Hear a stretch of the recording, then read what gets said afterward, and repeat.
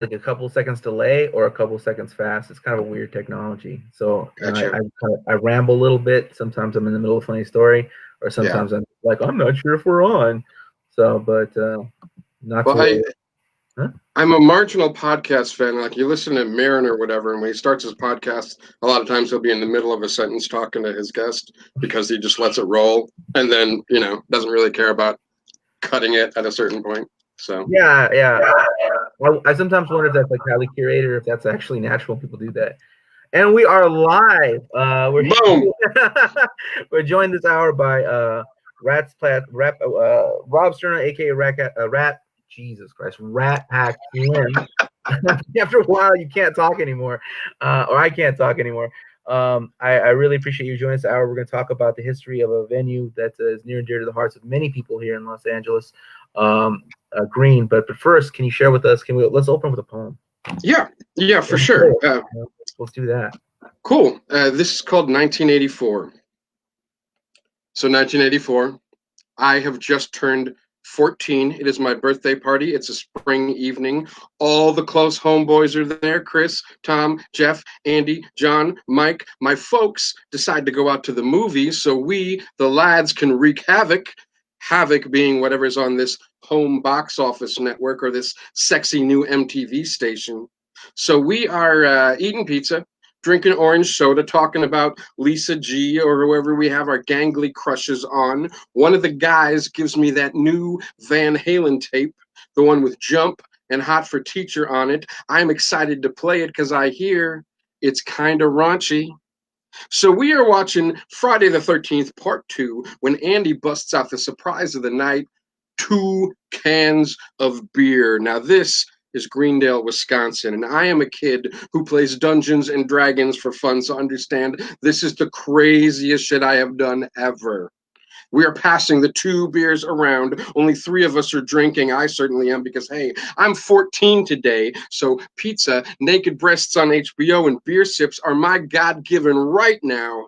And I haven't had a whole lot of this weird tasting swill when my head starts feeling fuzzy and fun and I start thinking very swiftly and in technicolor, man, when am I going to finally get kissed? Should I tell my friends that my buddy from church camp wrote me a letter and told me he was gay? Does that automatically make me gay? What did I do to Lisa G to make her stop talking to me just because she runs track now? Hey, this Van Halen tape is cool. I wonder what my charisma score is in real life. Oh my God, they got killed in this movie while doing it. This movie is awesome. Man, do I like beer. Man, do I like Yoda. Why am I such a weirdo? The front door opens and my parents waltz in announcing their return. Andy grabs the beers and takes them outside via the big sliding doors we have off of our family room. I eat some pizza really fast, and my folks look at our shitty poker faces with one eyebrow raised, suspicious but having no proof of chicanery.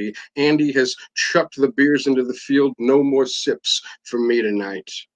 See, I have experienced the thrill of the forbidden on this May 23rd, 1984, the beginning of year 14, and I will do things much more reprehensible as the years pass. But this, right now, this is still pure and perfect. I want to run outside into that field, find that beer soaked earth, and kiss it dry, and then go back inside and draw comic books about me and Lisa G until the bumblebees in my head put me to sleep.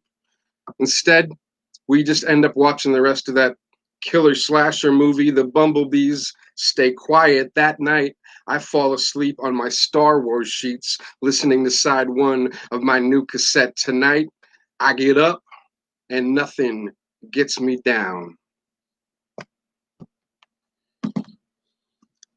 That's that, y'all.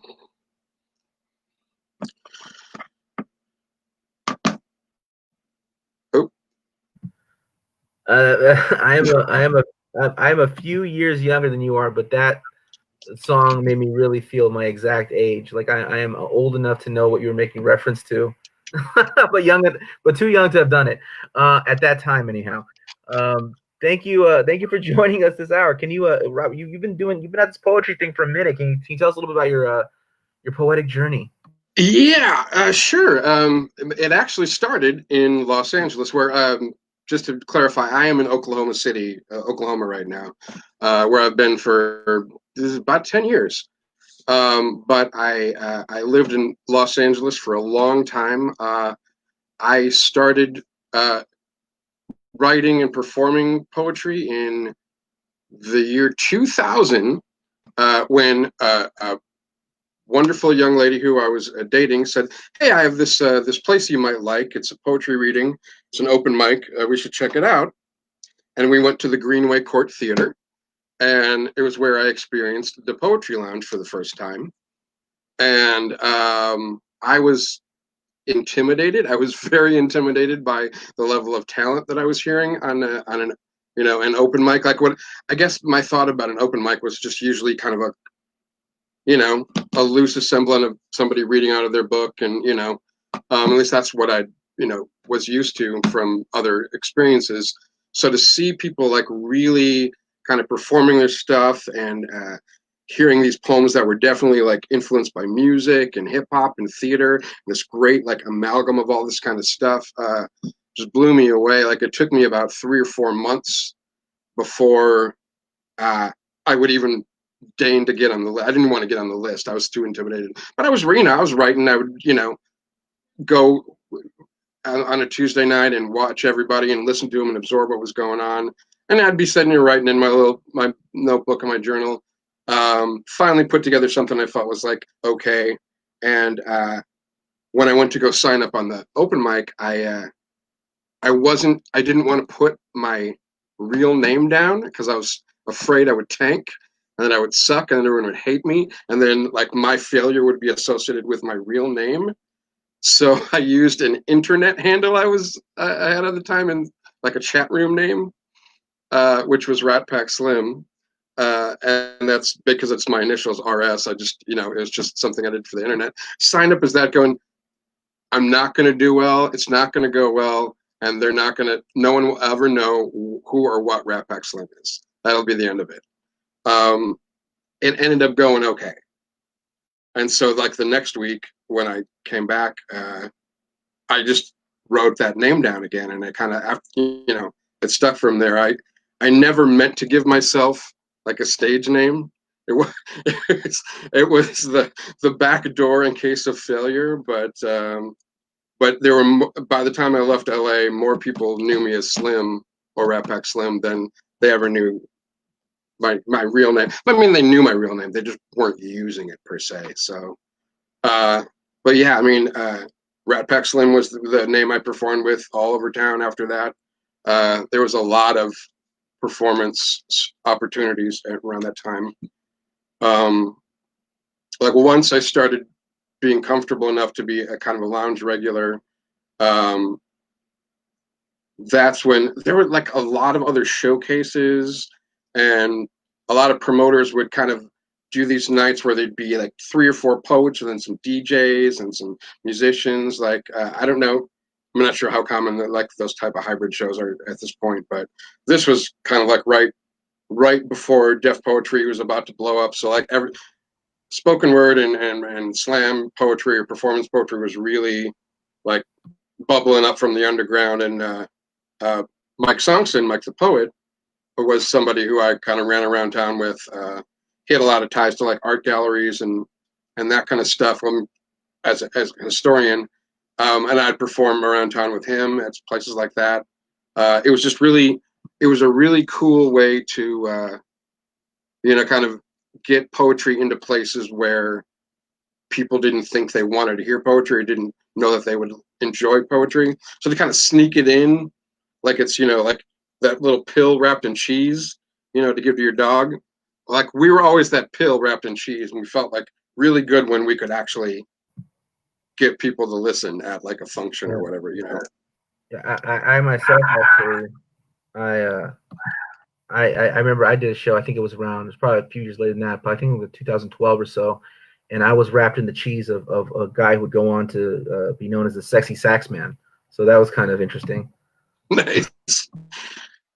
Yeah, it's I mean, like sometimes you do a show and absolutely no one is there to hear a poet. So it doesn't matter how loud you're speaking, how big you're gesturing. Uh, that was the only thing I think I had going for me at some of those like shows at like a museum or what have you. Sometimes you just have to just like start screaming, you know, like almost be like just like a weird cautionary tale. And then once people realize that you know you were actually part of the performance or whatever, then they would start listening. But yeah, it's I think it taught me real quick how to adapt to audiences to be able to like be in that kind of like guerrilla environment of you know, just kind of like even though we were invited, kind of bum rushing, you know, because the organizers would always just be like, oh, you know, just go on whenever, you know, like if whenever you feel comfortable, just let the DJ know, and then you know, just do your thing. And so anytime the music had to stop at a function where people were like drinking and mingling and had to listen to like poetry, you better make sure that like that shit was compelling. You know what I mean?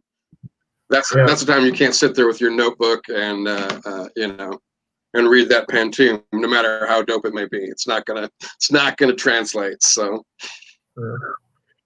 We actually had Joshua Silverstein on talking about Posho Joe opening up for John Mellencamp, and that not going well. yes. Yeah, it's really about pairing. You know, I ended up doing a show with DJ Z Trip, who I met at a this. I mean, this is such like a Hollywood story. I met at a bar in Hollywood. We were doing a show called Beats versus Rhymes. Jeremy Soule was putting it on, and he had, you know, about 3 or 4 DJs and picked out myself. Mike the Poet was there. I think Phil Harmonic. I want to say maybe 1 or 2 other poets, but kind of like folks that he knew could, you know, be compelling enough to like, you know, work with DJs and whatnot. I had at the time I had a poem called The DJ, uh, which was really an ode to the DJ who I was working with most was DJ Jedi, who was spinning a green. So that this was kind of a thing that I wrote in homage to him, and also because it was fun to like perform it with him. So I did this at this show. Z Trip was there. I didn't know Z Trip was there. I was a big fan of his. I had just watched the documentary Scratch. He was all over that, and so yeah, he came up to me and you know, it's like, "Hey man, really like that poem," and gave me like a sampler. He had, you know, like he had some kind of sampler that he was, or like a mixtape that he had done, and he wrote his info on there. He's like, "Call me. I'm putting out an album right now. I would love to get that poem on there." Uh, so, because of doing a show in Hollywood, I ended up working with recording a poem with Z Trip in his house, and then later that week performing with him and Jazzy J at not the Temple Bar, somewhere in Santa Monica, a big damn club. And I was afraid I'd be crucified. But when Z Trip's like, take 2 seconds and listen to my man here, he's got something he wants to say, hands me the mic, I do my DJ poem, that crowd ate it up. But I could have easily been like crucified, you know. But I think because they were kind of guided into it, and you know, like he was so enthusiastic about what I was doing, I think it worked. I think if John Mellencamp had introduced Pocho Joe, He had a fighting chance. that would have helped a lot. If he'd come up there and, you know, just started strumming Pink Houses behind Joe, like I think it would have been all right. I had the advantage of having like some turntablists who were pretty good, you know, behind me, so it worked out. No, that's funny. I mean, I can imagine you getting thrown out just like Jazzy Jeff by Uncle Phil. Um,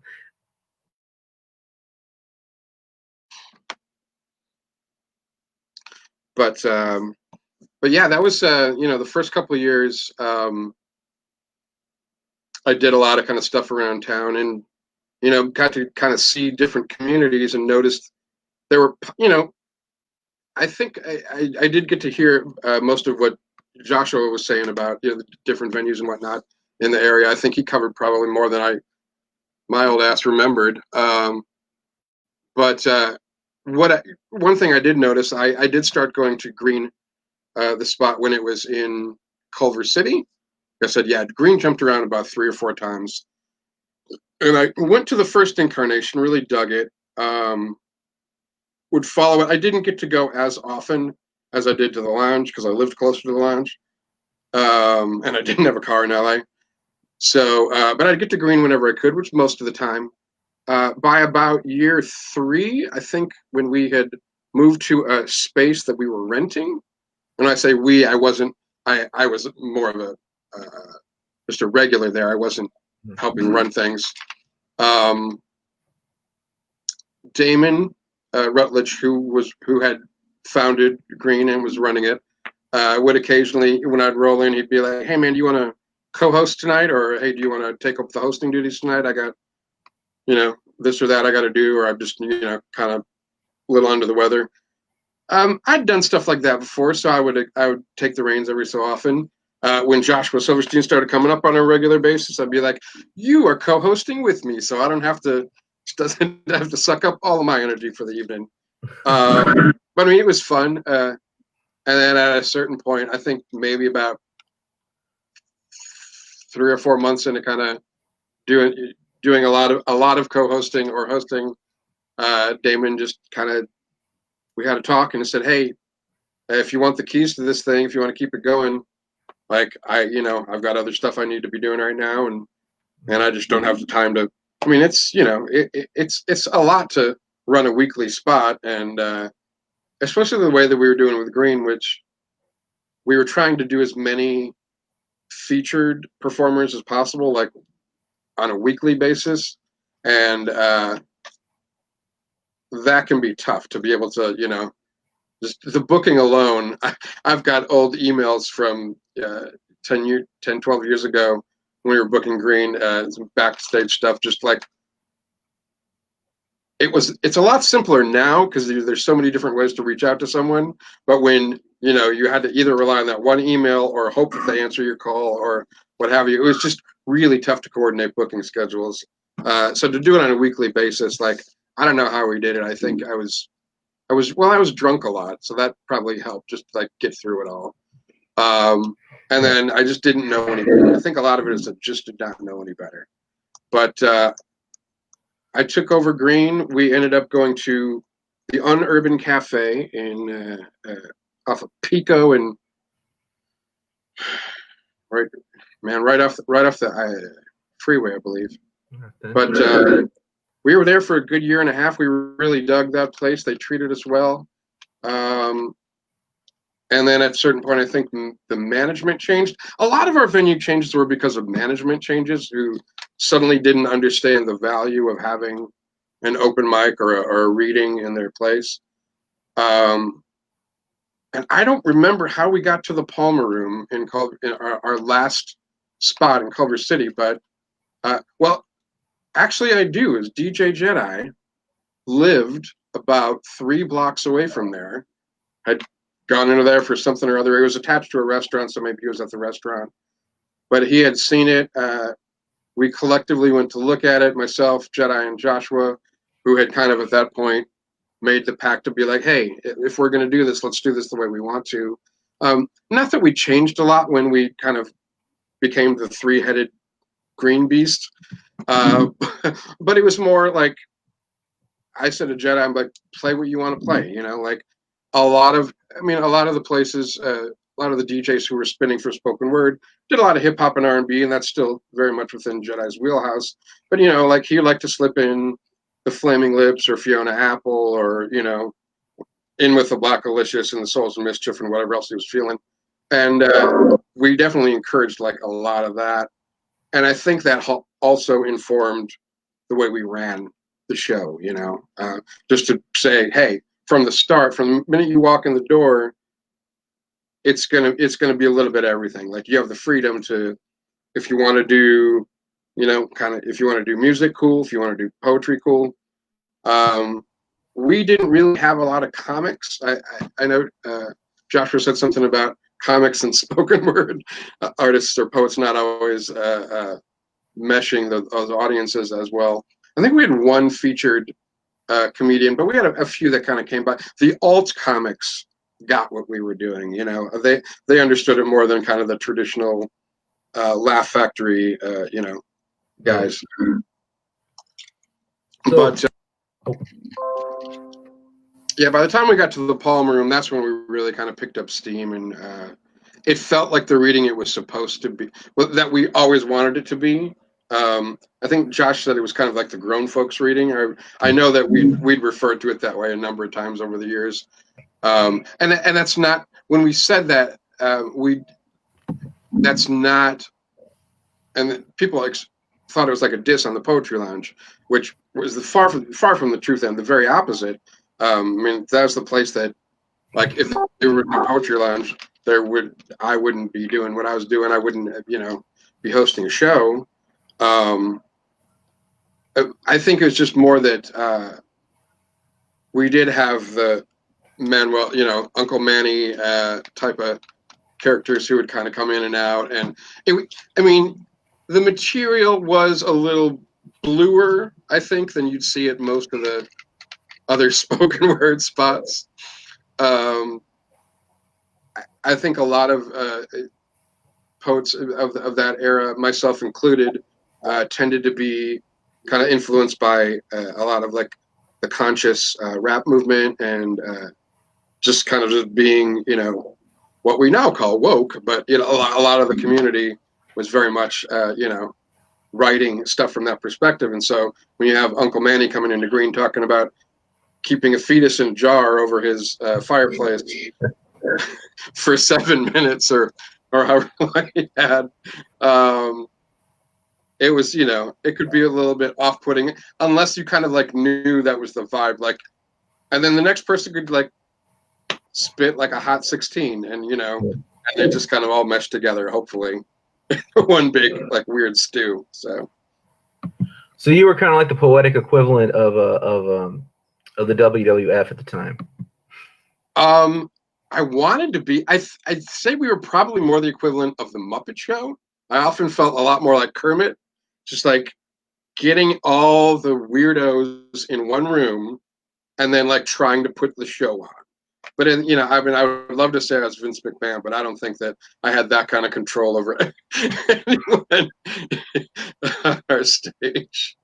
Uh, but I mean, it was fun. It was when I started doing it. I mean, there's always kind of a base that a lot of open mics kind of hold on to, and then people kind of come and go. But I really felt like I think because we had such an eclectic mix of people who were the faces, plural.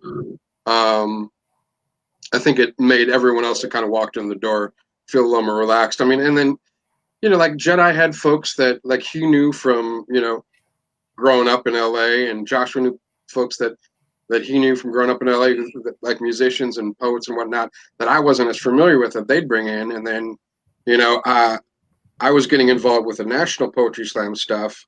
So I was starting to meet poets from outside of LA that that I'm like, hey, if you ever want to come through and feature in LA, come see me. And we actually had a pretty decent run of out of town poets for a while. I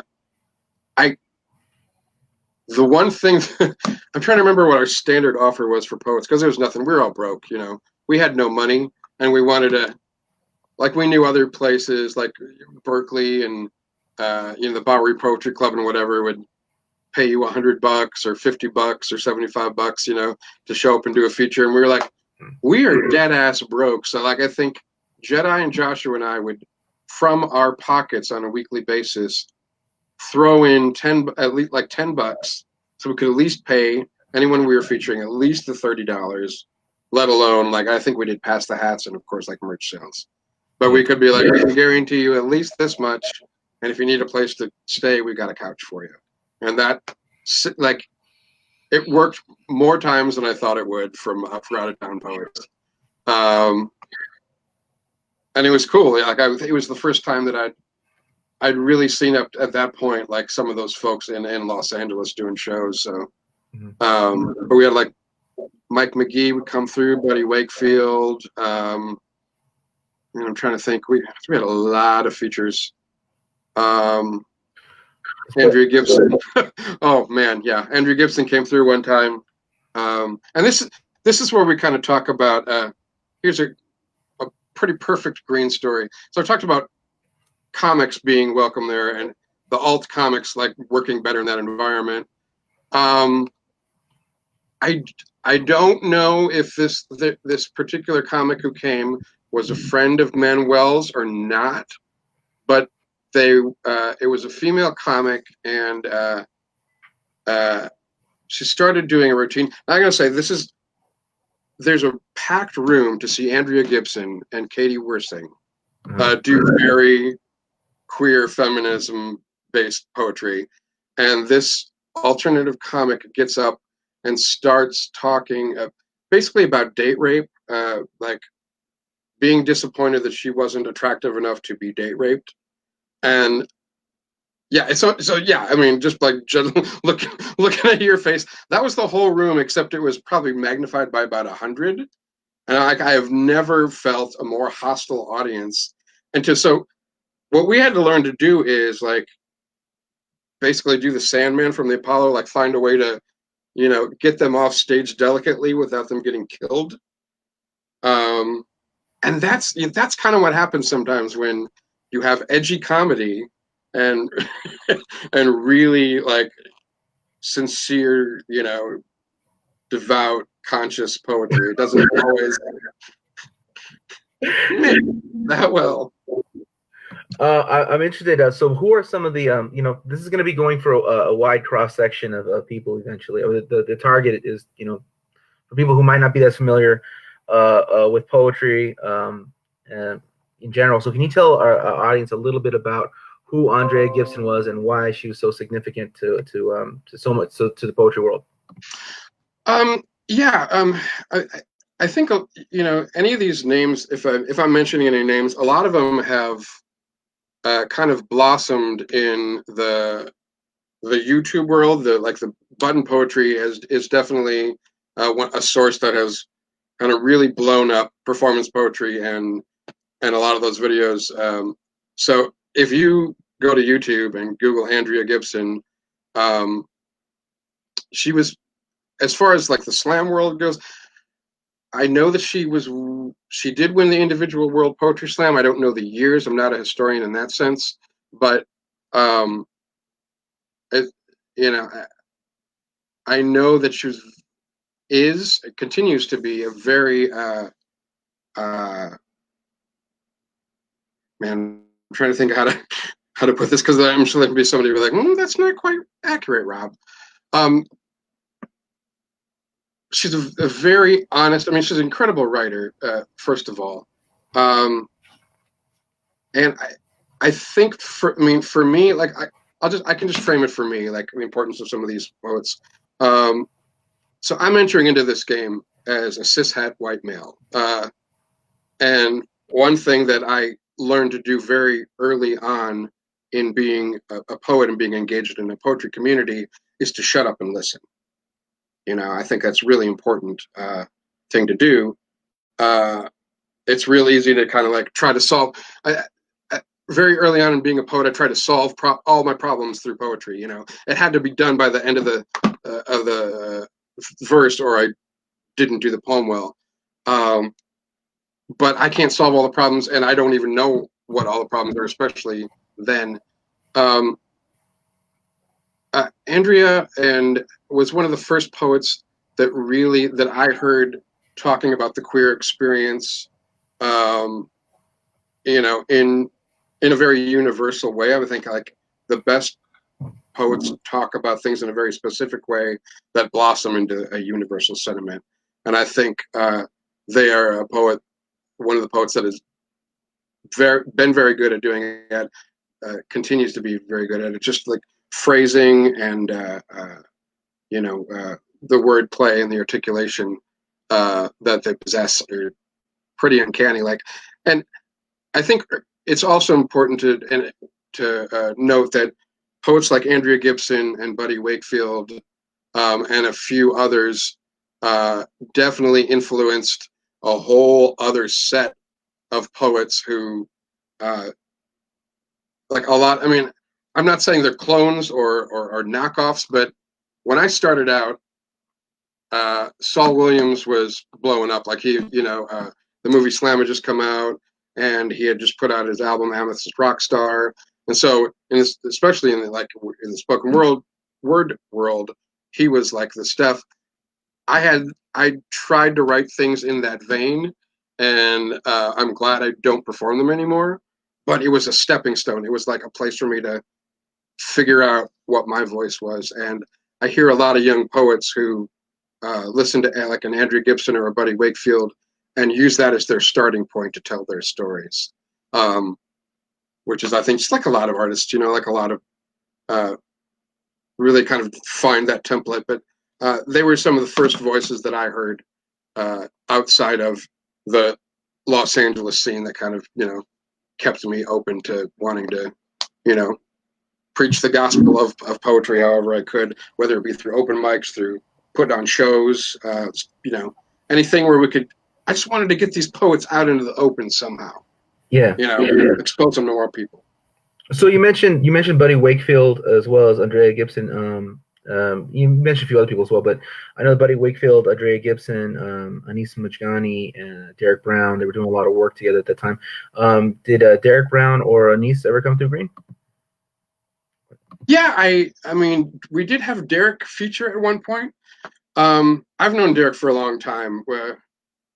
I actually have a few books published on Derek's Right Bloody publishing imprint. My first full-length book, Miles of Hallelujah, which is since out of print, is on his imprint, and then I have 2 anthologies that I edited. So, but I slammed against when he was Derek's slam team when he was still in Normal, Illinois, back in 2003. So that's when we met. And then when he moved back out to the West Coast, we ended up doing like shows and stuff together. So he had featured. Anis had been out at one point. Like I said, Buddy, Mike McGee, who I don't know if it travels as much, but he was at the time. At the time, there was a subculture of poets who were just learning that they could kind of like be on tour for a lot of the year if you have the right contacts. I mean, it's a tough thing to do. But Mike McGee was one of those. And so we tried to through Green, we tried to capture as many of those as, hey, you coming through in your car? You need a couch and a meal and $30 and some beers? We got you. So can you tell us a little bit about that whole Right Bloody crew and around the time, just the different people that were involved with that publication and the festivals they would put on, stuff like that. Yeah. So, I mean, the thing to understand about Right Bloody, first of all, is it started out as just I don't want to say a vanity press, but Derek, was touring, doing a lot of touring at the time. Needed a book for the road, needed something to sell, and ended up finding a self-publishing route. Learned more about it, and put out his first couple, his books on his own. And then after a while, decided he wanted to just kind of put on some friends and whatnot. After a while, it became successful enough where, they were kind of both courting other authors, and I became involved in 2009. That's when my book came out, and I got published via a contest. They had a contest. You'd send in I think it was 2 or 3 of your best poems that kind of encapsulate, where you are. You'd go through that screening, and then you'd send in another 10 or something. And if you made it past that cut, then you did a whole manuscript. And then they had a bunch of readers on the other side, kind of blind critiquing everything, and then passing it on to.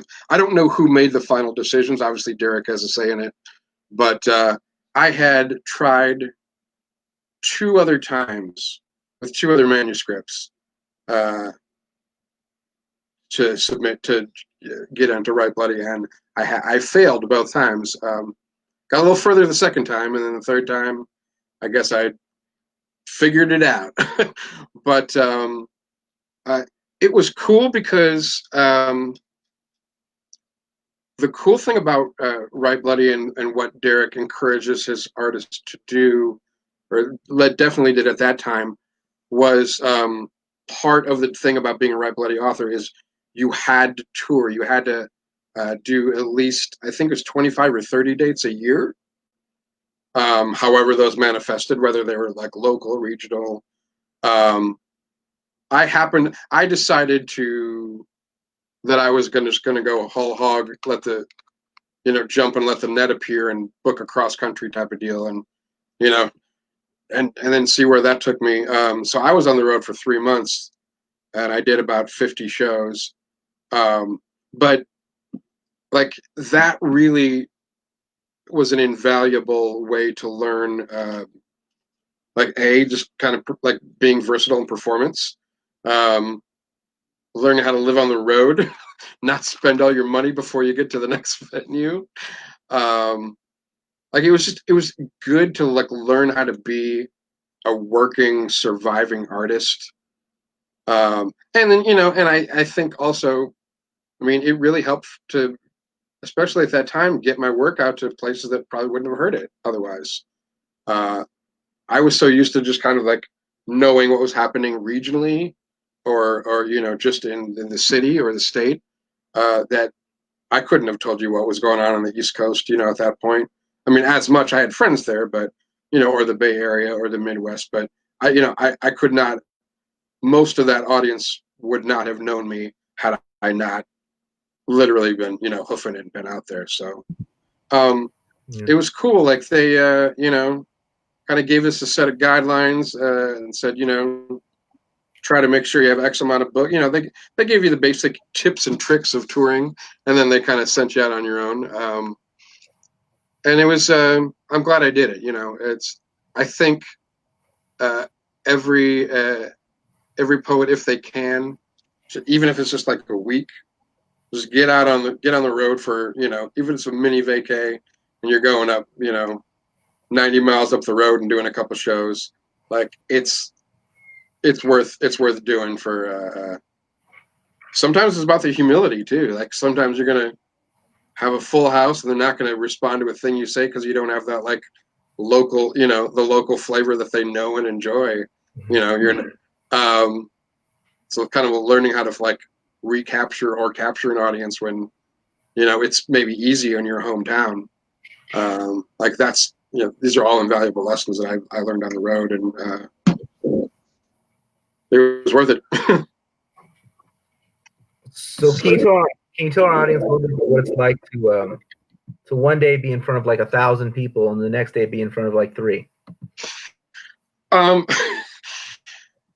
yeah, it's honestly, I think living and performing in LA in as many different and weird places as I did kind of helped prepare me for that. Um, in that, you go to the Poetry Lounge and like there'd be 400 people packed in there, and those 3 minutes, like everyone's like hooting and hollering, da da da da. And then you go down the street later and there's 5 people in a bar, and you're and the mic like half works, so you either got to shout or don't be heard. Like that was a lot of my LA experience, so it didn't jar me as much to like walk into a place and see 2 people there who were kind of interested. Um, honestly, it was more humbling to do. I tried to do as many poetry workshops and such while I was on the road, and to do like high school workshops. Like there's no more brutal of an audience member than a disaffected high school teen who thinks poetry is whack and doesn't want to be in that class. So what you Like, do to get their attention? So what would you do to get their attention? Fortunately for me, I had a number of poems at the time. I mean, I still, it's very much on brand, but I had a poem called Mick Foley, which is about the wrestler Mick Foley, Mankind. Um, and it starts out with me kind of screaming at the top of my lungs. Mick Foley, took 39 stitches and was tossed off a 20-foot cage just to entertain you. So I'm like, the minute I'm screaming that at pretty much any audience, like if you're not listening to me at that point, I'm not gonna kind of take it down and get into the poem. But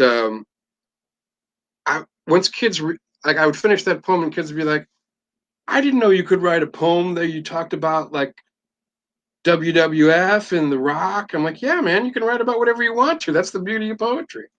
Well, what do you call that? I'm like, I call that a love poem, dude. That's a love poem. That's my love poem to wrestling. It's my love poem to Mick Foley. You know, like whatever you love, that's what you can write. You know, it doesn't have to be romantic love, and that would usually like open them up. Like if that didn't open them up, they were just going to sit there with their arms crossed anyway. But usually, even if they were all disaffected, like there'd be a number of times when the class was over and I'd be like getting my stuff together. Someone would come up to me and be like, well, my favorite wrestler is Jeff Hardy. I'd be like, well, there you go. So you were listening. Cool.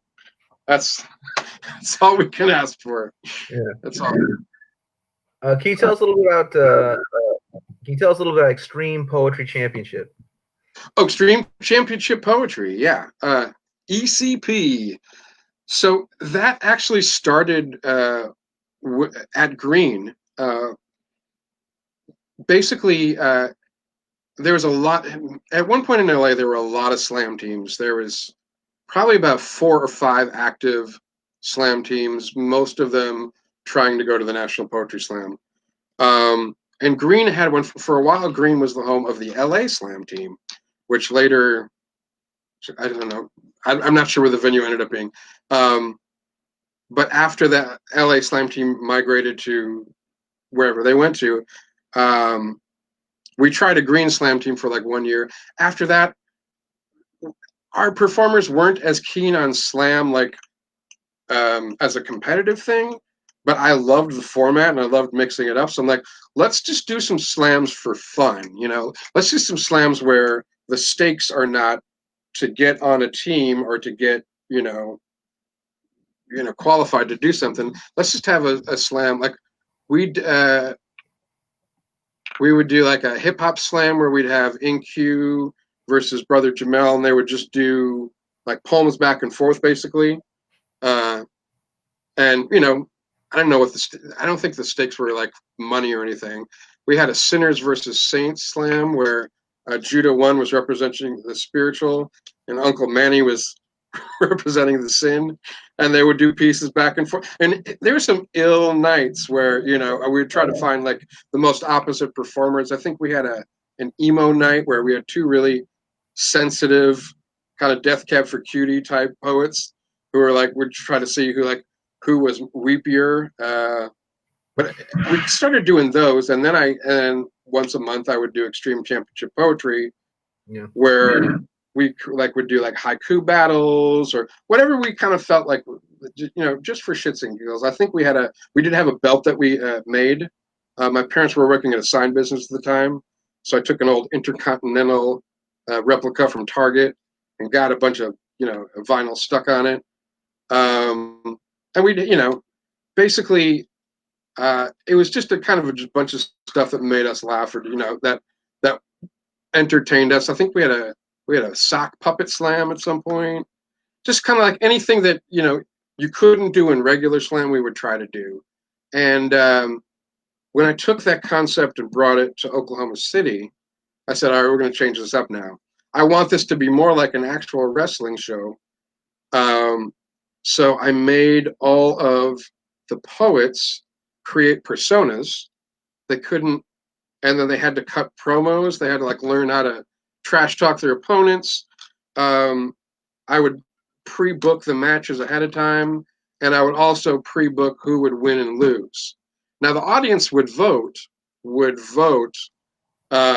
by putting up X's or O's, but their votes didn't really count because it was pre-booked. Like I knew who was going to win or lose. The poets knew who was going to win or lose. So we, we would always find something in the rule book, like a disqualification rule or whatever, if the story wasn't going the way we had booked it. And that took a little bit of getting used to for some of the poets who were like, I don't want to lose. I'm like, you're not really, it's a script. Like your character is losing. You're not losing. Like I understand like you want to win all the time, but it's not a real slam. We're not doing this for anything, just to entertain. And so that's we took it there. We did a monthly show for about 8 or 9 months, and I was able to bring that show as a side event to 3 different IWIPs, individual world poetry slams. So we would do that. I mean, it would be the thing that we would do super late at night at whatever bar would take us, and we could kind of crank that wrestling theme to 11 and really and it was fun because that way you had this pool of poets from all over the country who are all like had figured out what it was, and we're all in on the joke together. So it was probably the most fun I've ever had in a slam situation because it was completely made up. Like I controlled all the I controlled all the action. I think that's the only and I never won, by the way. I'd always book myself to lose. So for what it's worth, I was never the top babyface in my own company. Were you influenced the poet by the promo Hard Times? Oh man, yeah. I mean, Dusty is that when I try to get people who are not into pro wrestling to like give them little intro points, Hard Times is definitely one of those promos that and if you look at that, I mean, you could break that down. That's a slam poem in and among itself. Like it's got a beginning, middle, and end. Like it gets, it starts here and it gets you all hyped up and ready for like that's an anthem. That's a slam anthem right there. There's a poet named Colette Arand who has taken a lot of classic wrestling promos from the 70s and 80s and put them into chapbooks formatted to look like traditional poems, even though they're like the original, like Dusty Rhodes or Nikita Koloff or whoever. And that to me, I'm like, yeah, it's all, it's all grist for the mill. It's all poetry. So, but Mick Foley was really like his ECW promos were the ones that really like got me back into like, oh yeah, there's a lot of emotion there, like a lot more than just the being mad and shaking your fists and pointing at the camera. So who cut the best promos as a baby face in the 80s, and who cut the best promo as a heel in the 80s? We're gonna God damn. I mean, I could just say Ric Flair. But I mean, Rick was always the best heel to me, like regardless. Man, as far as babyface promos, the problem was in the 80s, like I was actually just watching like an old Survivor series this morning from like 88, and they they had this segment where Mean Gene is sticking the microphone in the face of everybody who's on the team, all 6 wrestlers, and like none of the baby faces could form a sentence. That's why you have managers, and they didn't have any like good guy managers at the time. So it was like Brutus Beefcake, he can't talk. Hulk Hogan, like he has the 3 things that he says. Hercules Hernandez, like was basically sounded like Hulk Hogan. Like they all kind of like sounded like Hulk Hogan. So I can't say that Hulk Hogan is the best promo, but I think no. You know what I will say? I'll say Macho Man. I'll say Macho Man, Randy Savage. Because whether he was a face or a heel didn't matter because he didn't understand a goddamn thing he said.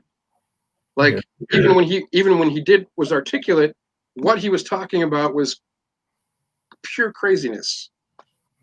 Yeah. And I dug that.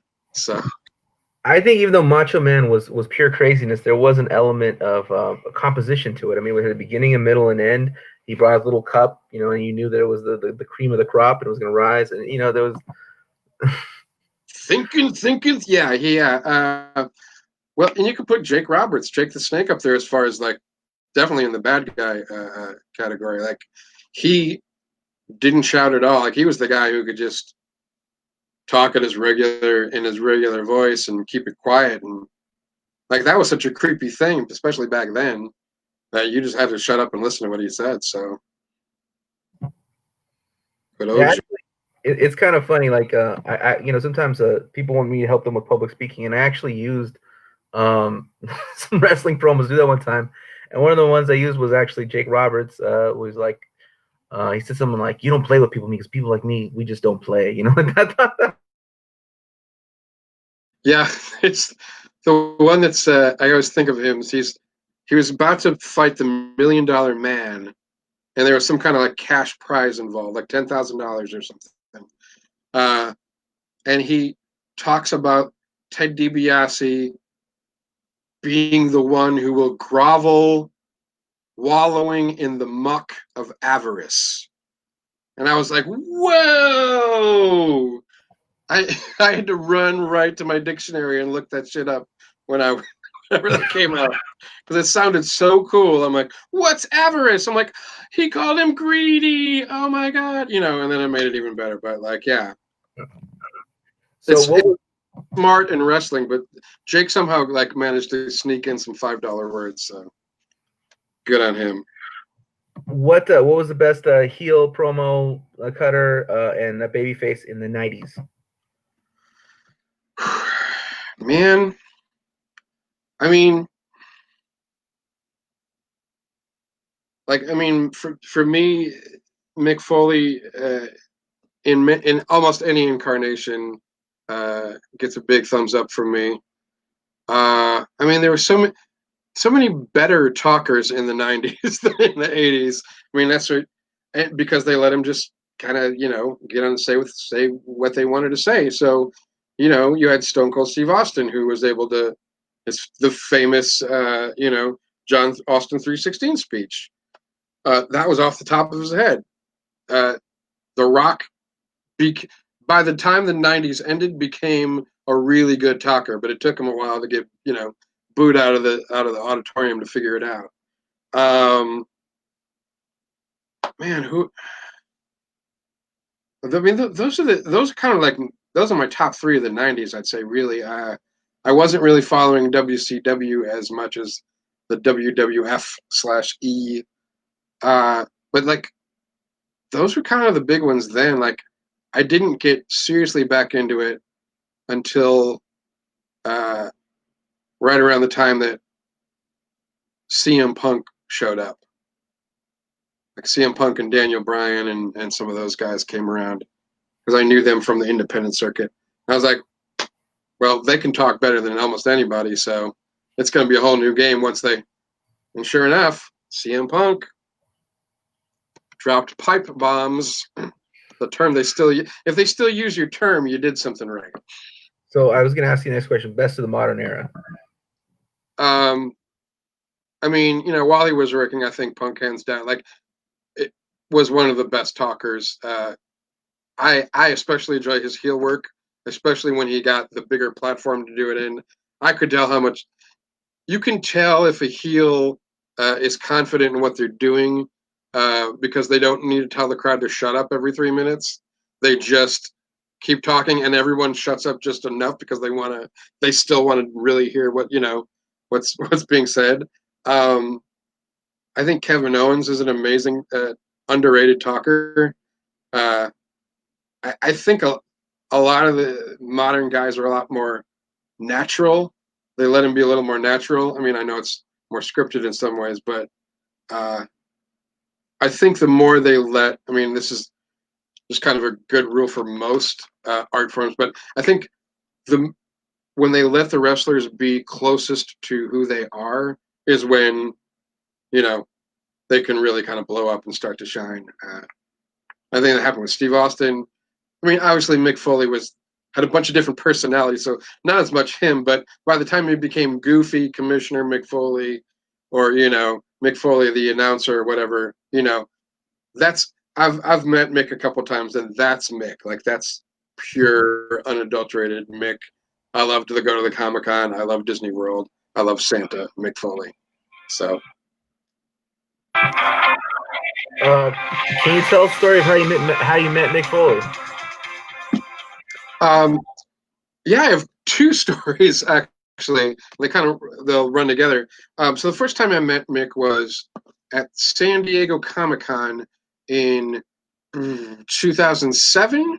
A friend of mine was a film producer, and he had an extra ticket to go to Comic Con. So I took the week off and shacked up with him and hung out with him. And one of my roommates during that stay was the Hurricane, Shane Helms. we we were sweet buddies, and so at one point, I think on the second night, I got a text from my buddy Jeff. He's like, "Hey, we're at dinner at so and so's. I can't remember the restaurant, um, but is it come meet us there?" I'm like, "Cool." So I get there. I look for them. There's this big, huge like table. It looks like King Arthur's, table, like from this big sturdy oak thing that's about 30 feet long. And at one end of it is Mick Foley hanging out, and everyone else is just kind of like, talking to him, listening to da. I'm at the other end of the table, trying to like get some nuggets of wisdom from my favorite wrestler.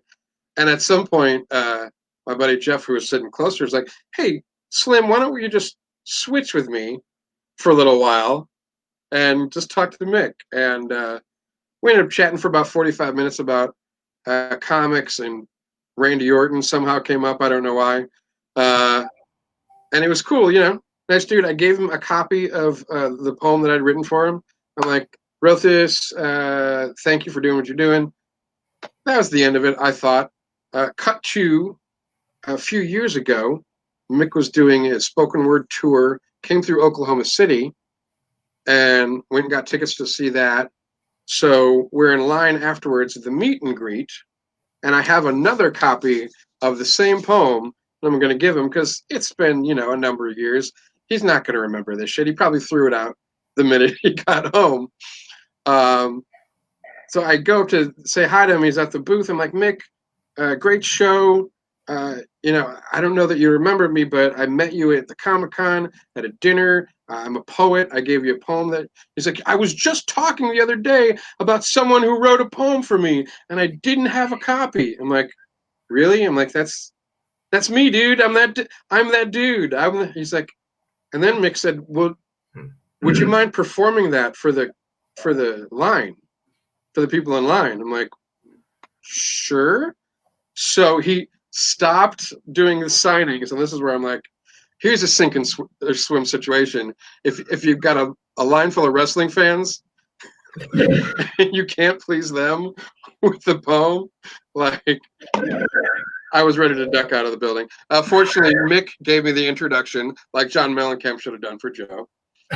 And I did the poem for the line, and went well. Like, and then kind of I felt bad that I'd taken everyone's time and kind of just bowed out. But he once again, unless he lost it again, has a copy of that poem now, and somewhere on YouTube, I think a buddy of mine may have filmed that. So if you look up Rob Sturma and Mick Foley, it may be up there somewhere. Yeah, no, that is a beautiful story. All right, so we're coming up on an hour now. Can you tell us about that T-shirt you're wearing and what it represents? Freeze Ray Poetry. For the last 5 years, I have I founded and am the editor in chief of a literary journal, an online literary journal called Freeze Ray, freezeraypoetry.com. I'll put it in the chat ski if I can. But yeah, freezeraypoetry.com. Basically, what Freeze Ray is it's a literary journal with pop culture based poems. It's not thematic. Issue to issue is not thematic, but every poem that's in there has something to do with pop culture, whether it's movies, TV, music, video games, comic books, anything in that vein. We've been quarterly up until the pandemic recently. We've been putting out issues quarterly, and it's been a lot of fun to do. It's probably exposed me to more of the literary world than I had been, even as a touring author. And it's been really nice. It's been a cool kind of bridge between the slam world that I spent so much time in and the literary world, which I'm still getting to know, and finding where those things marry, like finding that, at the end of the day, to me, though, it's just about exposing new, fresh poets to the world, And for me, the easiest way to do that is that spoonful of sugar, that pill in the cheese, which is, hey, this is poetry. You didn't know you liked poetry? Well, here's a poem about the Iron Giant, or a poem about Beyonce, or a poem about, the Golden Girls, whatever, whatever it takes to get you in the door. That's kind of like, that's what we're trying to do. Yeah. Where can people buy your work, your published work, or CDs or anything else?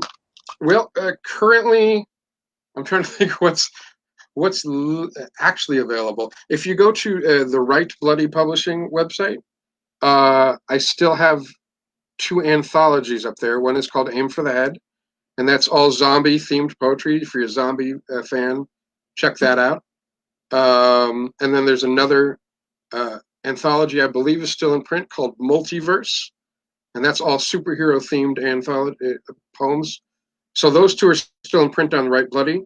Beyond that, I've got a couple ebooks, digital chapbooks that I've been kind of messing with through to keep me solvent during this crisis. And I can't seem to get this chat work now, but I'll pop it in after this goes up.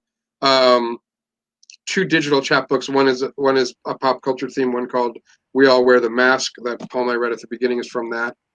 And a second one called "Drink, Drank, Drunk," which chronicles my lovely journey from being a drunk to being sober. I've been sober 6 years now, so that's kind of like that's my whole alcoholic journey in that one. So those are both going to be available for basically $5 or whatever you want, or whatever you want to donate. Folks have been really cool about it, but I'll put all that info up in the chat afterwards. Yeah. Well, I want to congratulate you on your sobriety. I've been sober myself for about 7 years, and I was one of those people that had to stop because I was like waking up in cities that I didn't belong in. So.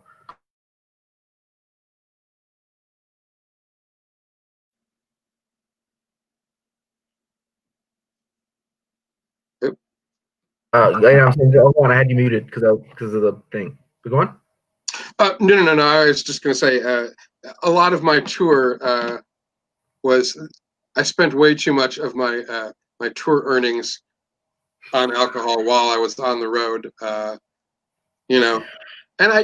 the good thing is I remember most of the things that I should remember, but there were a couple nights that it got away from me, and that was took me a couple more years to really, really cool it. But that was, fortunately, I had 3 months to be a complete idiot on the road, and well, someone said some drink to remember and some drink to forget. So yes, make sure you remember good times and forget the rest.